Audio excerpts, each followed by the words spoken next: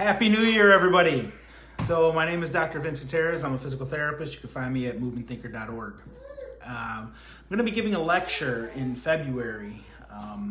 One of the things that I enjoy doing is going back out into the community and giving back essentially however I'm asked, right? And I was asked to go to Lincoln Way High School to speak to their students who are in anatomy classes and such, and talk to them about physical therapy and our profession. Awesome, right?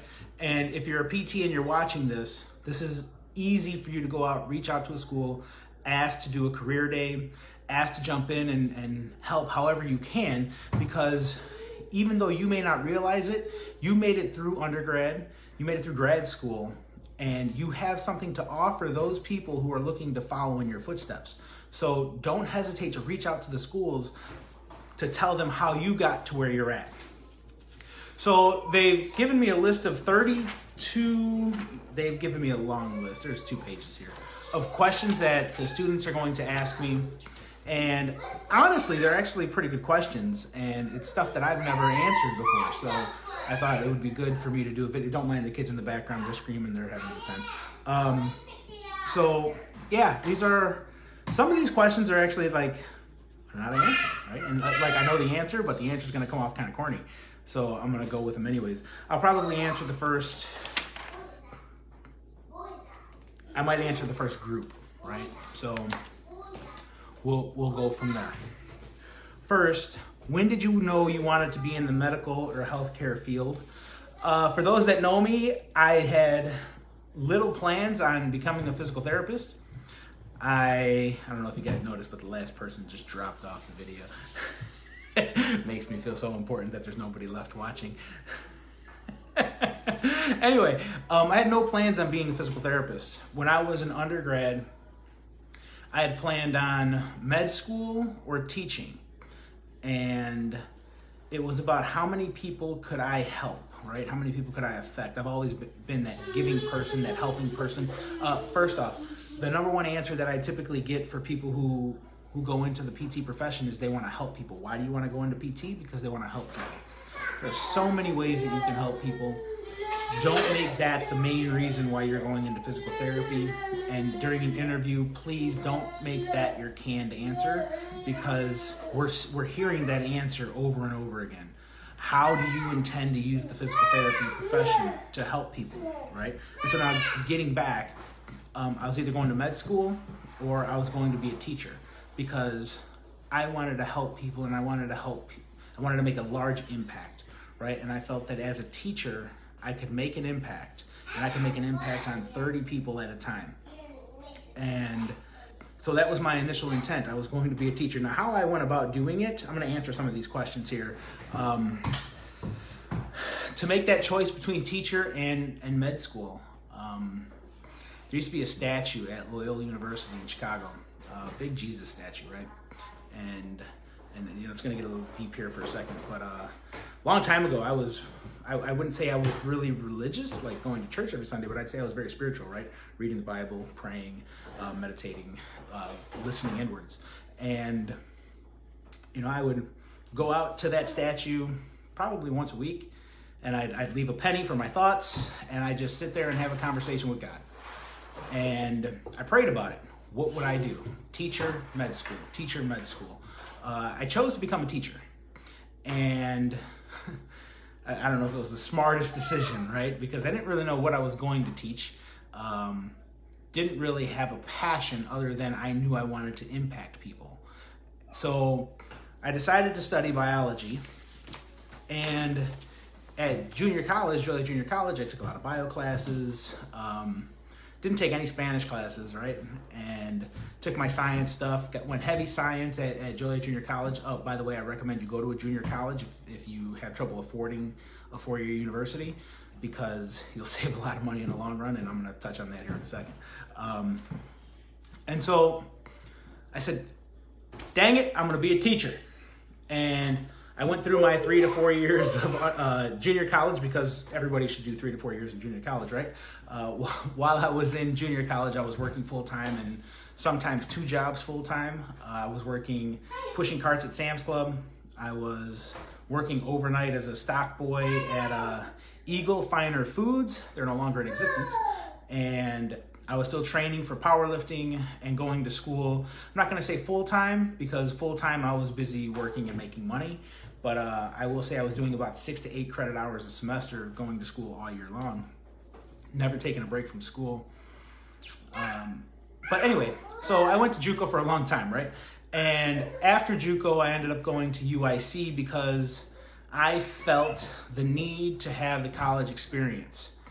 That was probably my biggest mistake. And one of the bigger regrets that I have, I went to UIC, and UIC is a great school for those that can afford it. I couldn't, I wasn't that kid, right? And so I took out $20,000 to go to UIC for a year. Dumb move, man. Big dumb move. I'm still paying off UIC. I'm down to like the last $20,000 in my student loans, and I don't attribute that last bit to PT school at all. I attribute it all to UIC and just a bonehead decision. And so if you listen to Dave Ramsey, that's my stupid tax, right? I made a dumb decision and I'm still paying it off years later. So I don't recommend you go away to school for the college experience. And now here's how dumb I was, right? I love starting off a sentence like that. Here's how dumb I was. I knew I wanted to be a teacher, and I thought I wanted to be a biology teacher. But I realized that I actually wanted the college experience more, and here's how I knew that. When I got to UIC, I said I want to be a biology teacher, and they said, well, we just dropped that program. Is there anything else you would like to teach? Like, well, spur of the moment, I'm like, Spanish sounds cool. So I went to UIC for a year, majored in Spanish, right? From like one of the whitest Mexicans you're ever gonna find, never spoke Spanish growing up, and the class was full of people who were fluent. So I struggled a little bit, right? And for those that know me or those that went to school with me, you know that studying and showing up to class were never my strong points. I was the most unorganized person you would ever find. I'd always find a way to get things done on time and to get them done really well, actually. But organization was never my strong point. And one of the teachers, the professor David, Senor David, there was an issue with spring break, right? and I had missed the week before spring break.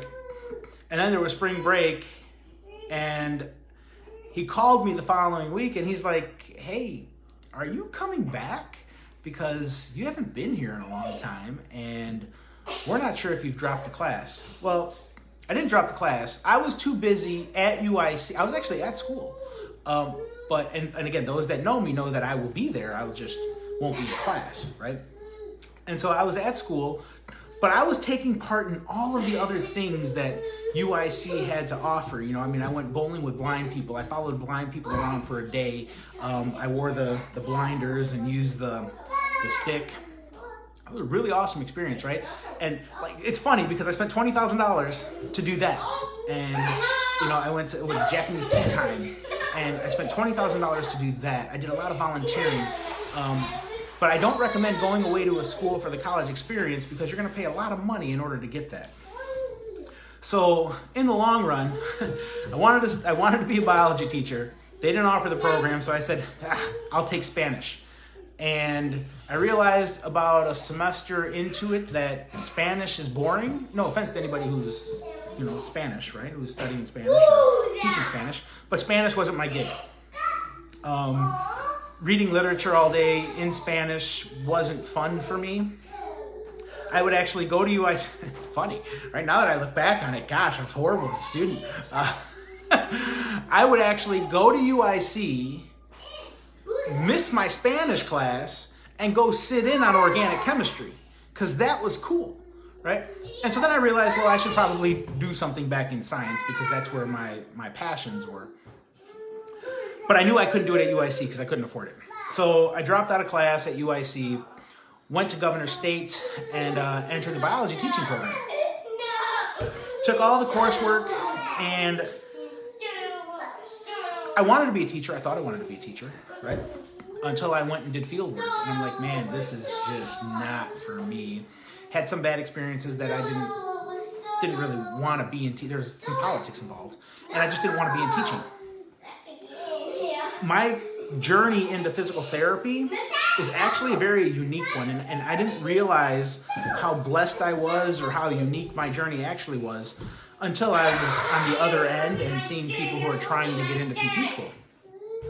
And so, for instance, when I was in my biology classes, one of the PT professors came in to teach the class, Dr. Deers.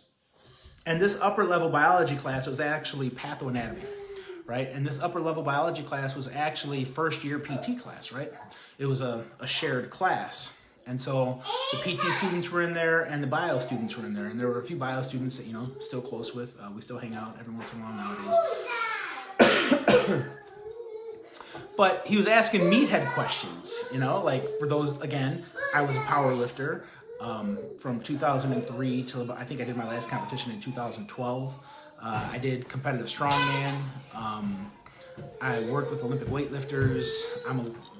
I just let my certification lapse, but I was a certified Olympic weightlifting coach through USAW. I enjoy the gym. I am a meathead, right?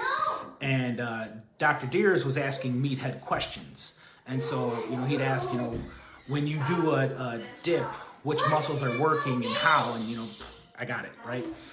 Triceps, pecs, and eccentric, concentric. Like for me, it was just meathead questions. But I never realized that none of the PTs were raising their hands. And Dr. Deers asked me after class, he said, "Hey, what are you studying?" And, I'm going to be a biology teacher, man. I am this close to being done with school, and I never plan on going back to school again. And, it's okay, that's cool. But I had another conversation with Dave, and he said, "Hey, I talked to your professor. You've got a pretty high GPA, and you would be a great fit in physical therapy. Have you ever thought about it?" Not really. Wasn't even in my realm of thought at that point. I had physical therapy in the past.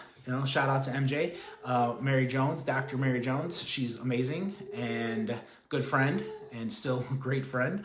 And so she was my PTA at the time. So I'd had experience in PT, but never actually wanted to go into it. It was, like I said, it wasn't even there for me. But when Dave put that little bird in my ear, I thought, well, maybe it's a possibility. So I went and did my field work in teaching for biology and realized I didn't like it. So I gave Dave a call back and I said, "Hey, about this PT thing, what's it going to take for me to get in?" He's like, "Well, your GPA is really high." He says, "You got to take a test, the GRE," which I'll get to that story in a second. He says, "You got to take the test, the GRE, and then you'll get ranked, but your GPA is really high." He wasn't telling me that I was going to get in, but he was telling me I'm a shoo-in to get in, right? And for those that are out there either in high school or college, I went through undergrad with like a 3.82, which was decent. Like I thought it was decent, right? I'm a pretty good student. When now looking back on some of the other students that I've worked with, the 3.82 it's kind of high. just like Dave said, it's kind of high. But to me, it was just school. It's not, I was working 2 jobs. It was just school. And so anyway, back to it again. So he said, "You got to do some volunteer hours." I put in 40, 50, maybe. Now that I think about it, it was about 200 volunteer hours between Silver Cross and Brightmore Physical Therapy. Shout out to Bill White. Bill White was awesome to work with. Still consider him a friend today. And so you should do your volunteer hours at some place. And, if you're going to apply to the school, one of the things that I'd recommend is to find a person to volunteer under who went to the school that you're going to be applying to. Even though I use that as an example, I didn't do it that way, right? I was told I should use Bill as my recommendation. He should write my letter of recommendation because he went to Governor State. But I wanted to get in on my own merit, and we'll talk about that in a second too. I wanted to get in on my own merit, and so I actually had Mary Jones write my letter of recommendation, even though Mary Jones was applying for the same seat that I was shooting for. And so I had a PTA write my letter of recommendation to get into PT school, and the PTA that wrote the recommendation was the person that I was competing against for that seat. There weren't many seats. I think it was like 20, 21 seats in our class. And so there weren't many seats to get in, but I felt better that I was going about it the right way and not trying to scheme the system by having Mary write my letter instead of Bill write my letter. So Bill, that's the reason why I never asked you for a letter of recommendation. It's because I felt it would be unfair and put me in an advantage that I don't think I deserved if I had you write the letter. So anyway, so I got accepted into PT school. I knew I wanted to become a physical therapist when the option was presented to me. So it's not something that I dreamed of doing. One of the character traits that I have is I go all in, and I like to win. And you're gonna get everything I got, right? And those that have worked with me over my career, they've seen it. Before going into PT school,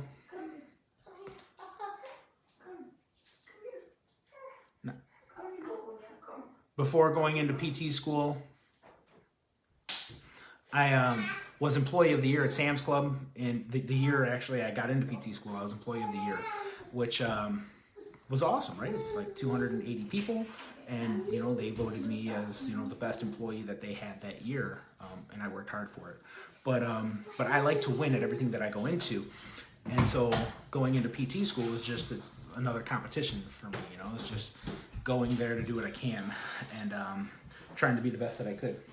So yeah, and that's one of the character traits that I think that everybody should have when they're going into this profession, is that you should give it everything you got. You're spending all of these years to get into school, and you might as well give it your go. You don't hold back, no regrets.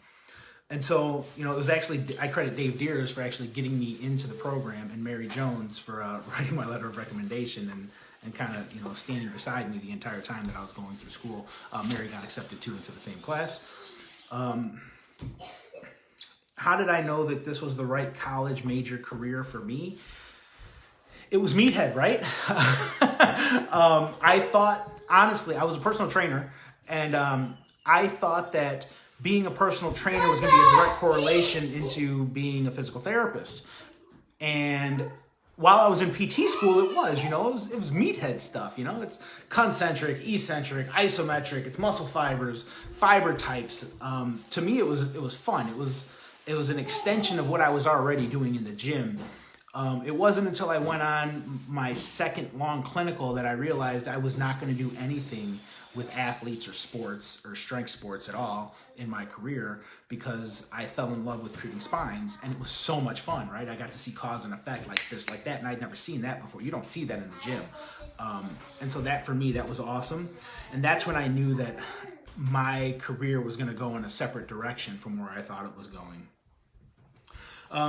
Where did I go to school? For undergrad, I went to Joliet Junior College. Again, I highly advise going to a junior college. I went to UIC. I don't advise going to a four-year university if you can't afford it.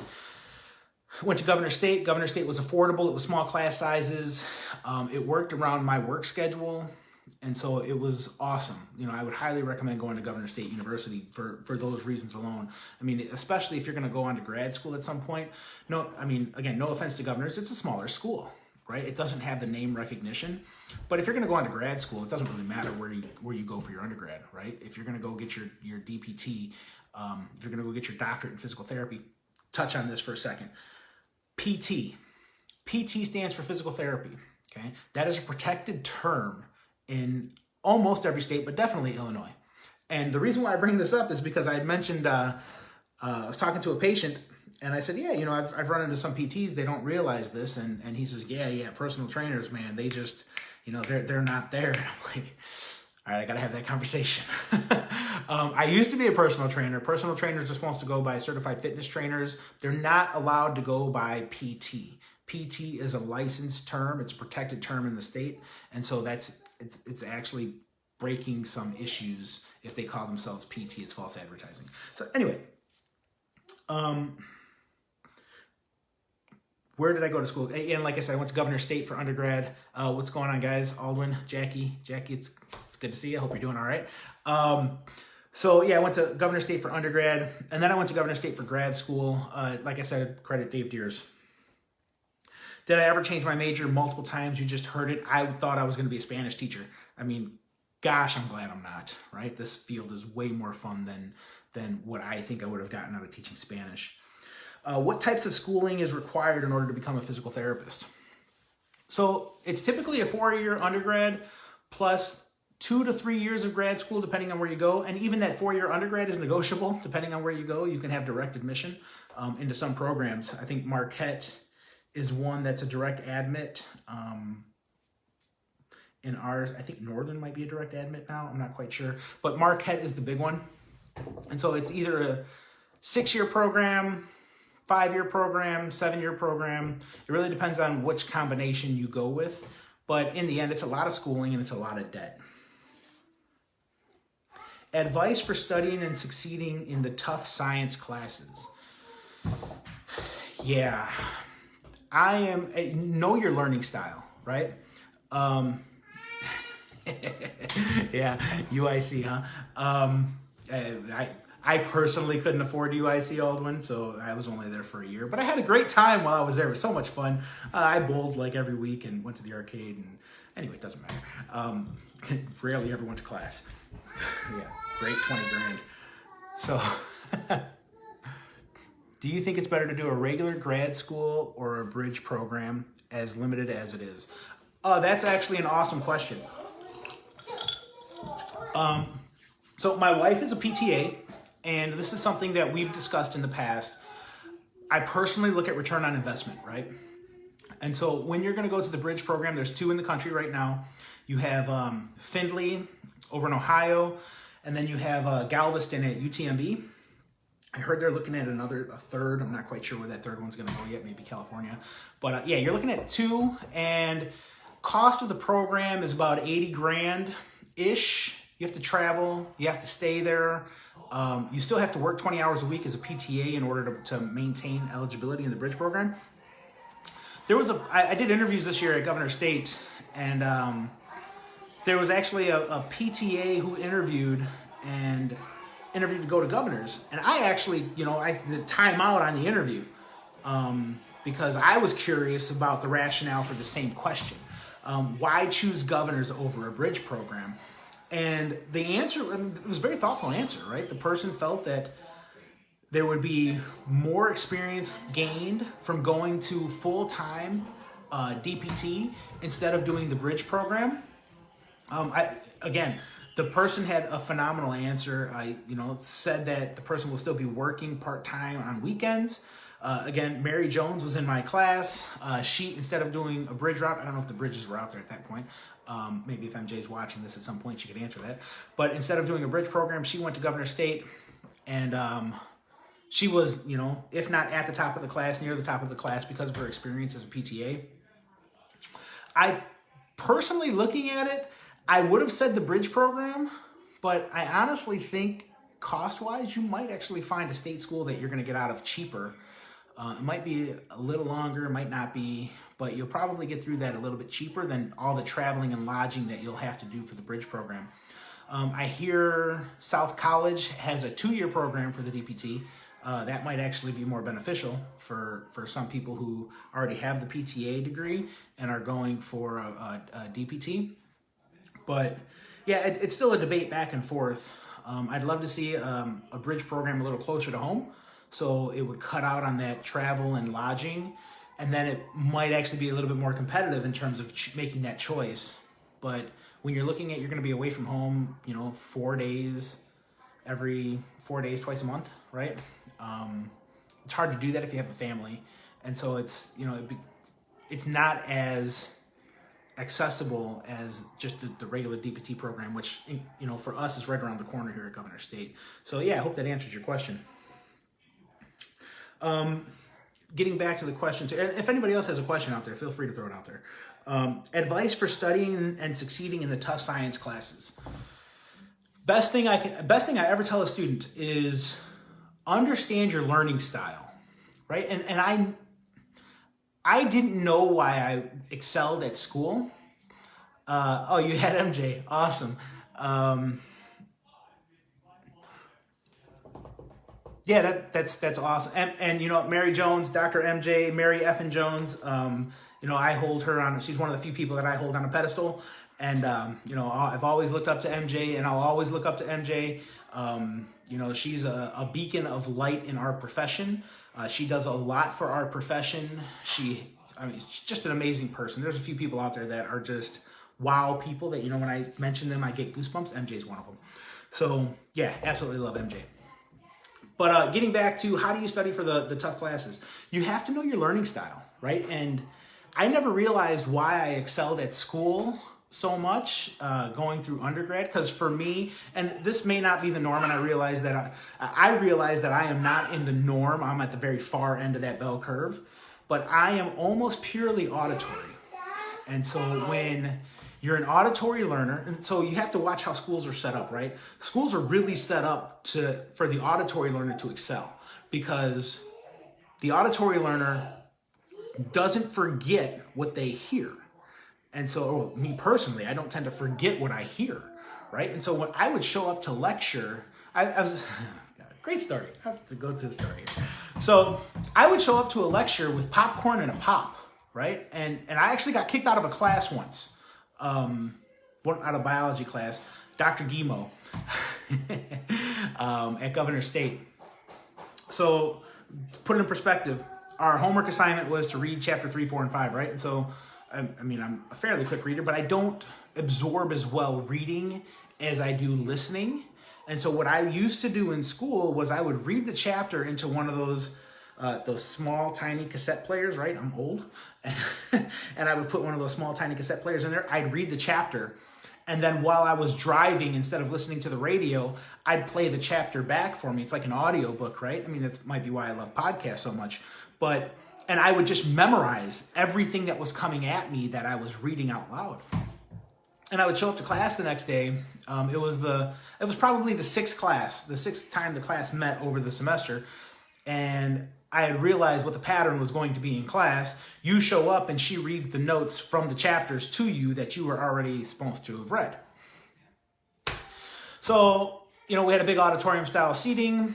I would go up into the far back end of the class, kick my feet up on the desk in front of me, you know, drink whatever I was drinking and eat my popcorn and just kind of, you know, chillax in class. You know, I tried to become a better student, so I actually showed up. And I would chillax in class. And at the end of the class, Dr. Guimo says, you know, Mr. Gutierrez, can you come down here for a second? Honesty is one of my things, right? I'm always trying to be as honest as I can be and as blunt as I can be. And Dr. Guimo said, Mr. Gutierrez, are you bored? And I said, quite frankly, Dr. Guimo, I am. You had asked me to read chapters 3, 4, and 5, and I did. And when I come to class, you just recite chapters 3, 4, and 5 to me. So I'm not quite sure why I need to be here. And she said, I'm going to make it easy on you. Don't come back. That was the first time I've ever had an interaction like this, right? And so I wasn't quite sure what was happening. I wasn't sure if I was getting kicked out of the class completely or if I was just told I didn't have to be in class, right? And so I asked that question. I said, what about taking the test? She said, you could take the test in the library. Awesome. So I got an A in the class because that's what I do, right? I get A's despite people at times. And but I am an auditory learner. And if you know what type of learning style you have, school becomes very easy. But if you don't know your learning style, if you're an auditory learner and you're trying to spend all of your time reading, you're going to really struggle, right? If you're a kinesthetic learner and you're just listening to lectures, you're going to really struggle. Right? And so I am highly auditory and a little bit of kinesthetic, right? And so you'll see me, you know, even in the clinic, you'll see me playing with my hands a little bit so that way I can picture where I'm going. But know your learning style because that's how you're going to get through the tough classes. I learned the most. Remember, I told you I went and sat in organic chemistry when I was at UIC just to hang out. But I learned the most in my organic chemistry class at Governor State. The teacher actually spent just as much time teaching you how to learn as he did teaching you like the formulas. And I learned something called layering, and I still do it now, right? I learned something called layering, which is where I would spend 5 to 10 minutes studying, and this is another way for me to get through these tough classes. I never read for more than 10 to 15 minutes, even today when I'm reading journal articles. I don't tend to read for more than 10 to 15 minutes because I know my attention span, it's like that, squirrel. I've got the attention span of a fly. But if I read for more than 15 minutes, I'm gone. None of it is actually sinking in. And so I read for 15 minutes, but then I come back later and I'll read for 15 minutes. And then I come back later and I read for 15 minutes. And then I come back later and I read for 15 minutes. And when I was in undergrad, I was even more extreme, right? I was working full time, at Sam's Club, putting on tires. And between every set of tires that I put on, I was studying for 3 minutes, right? Going through flashcards. I would watch a lot of TV at the time, baseball. I can remember watching baseball games, and during commercials, I'm studying for 3 minutes. And so I found that brief, intense, almost like high intensity interval training, brief, intense studying is really how I thrive because my attention span gone. And another reason why MJ is a saving grace for me is because MJ can study forever, right? And she can just go. And it's so not me. And so we paired up really well because we complemented each other. But yeah, so that's how I got through the tough science classes. Probably not going to go through this whole list of questions, seeing as it's already been 30 minutes. I'll go through probably the first 10 to 15. I'm already at question number 9. Hardest class in college was chemistry. Non-organic chemistry was my hardest class. I dropped the class 3 times. Mentally, I just wasn't ready for the work to put in for that class for me. It wasn't a hard class, but it was time consuming, right? And you have to be ready for what you're going into. For me, getting a B or worse was not acceptable. I knew I was a better student than that. And so I actually dropped the class once with a B. Going into it, I knew I wasn't going to be able to get better than a B because I was working 80 hours a week. And then the second time I dropped the class, it was just a major issue that happened with organization. So yeah, that was my hardest class. I actually took it 3 times. Got an A on the 3rd time. Took it, I was more mature, took it at the time when I was only working 1 full-time job. And I took it as a night class. So there was like no distractions for me. But yeah, that was my toughest class. And it's not because the content was hard. It was just mentally I wasn't ready yet. What was my favorite undergrad class? Gosh, maybe Dr. K's pathoanatomy, pathophysiology. That was a fun class. I mean, it was a hard class, but it was fun. There's a lot to memorize. In college, how did you balance social life with school and clinical experiences?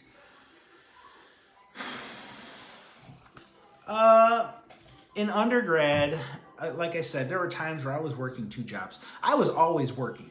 There was never a period of time where I didn't have at least 1 job, sometimes 2.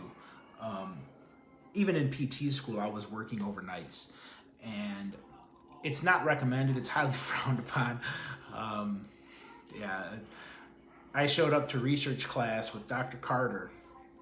And this is when, Dr. Carter highly recommended. I was getting an A. Don't get me wrong. I was getting an A in the class. But I would work at the gym. So I was working overnights at the gym. I quit Sam's Club to go work at a gym because it just worked better for my schedule. And so I was working from 9 at night until sometimes 6 in the morning. Thanks Scott Thulin for giving me the opportunity to work at World's Gym. It was like the Mecca in Joliet. But yeah, so I would go to work. The job was really simple. He really just needed somebody to man the desk overnight because, you keep the shady characters out. And the workload that I had to do there was pretty simple. I think I would finish, an 8-hour shift. I would have it all done in 3 hours. And then the rest of the time was mine. And so I'd study. I'd get some workouts in, right? But there was no social life, right? It's not that I was out there having a good time. I spent my year at UIC with a good time, but like I said, it cost me 20 grand. And so I learned a lot that year, and I grew up a lot that year by, becoming focused on school and making enough money to get by. And so I knew, I knew I needed $105 per week in order to pay for gas and pay for food. That was all I needed, right? And so I worked as much as I could to hit that number first, And mind you, this was back when minimum wage was like $7.85 or something like that. And so I worked as much as I could to hit that number first. And then anything beyond that, I would store away because I knew I'd have to start paying back my student loans. But yeah, I highly recommend you figure out what type of learning style you have. Get serious at being a student, because a lot of the people that I initially went to school with, they dropped out of school because they just weren't ready for it at that time in their life. And yeah, you have to have the mental fortitude in order to make it through undergrad. It's not easy. Would you recommend having a minor in college? Dude, I graduated with like 163 credits. I like school, so I recommend going to school and using that experience to learn what you think you're going to need in order to succeed in life. And so I took theater, I took music. I enjoyed those classes, right? They were a lot of fun. I took improv. Improv really helped me out going into PT. Yeah, I mean, I took a lot of classes that weren't needed for PT school, but they helped make me a little more well-rounded as a person. So do a minor if it's going to help you long term, but don't do a minor because you think you need a minor. So I'm going to end it there, and if you guys have any questions, feel free to comment below, and I'll come back and answer some of your questions. And like I said, I still have probably another 2 hours worth to go here. Thanks for watching.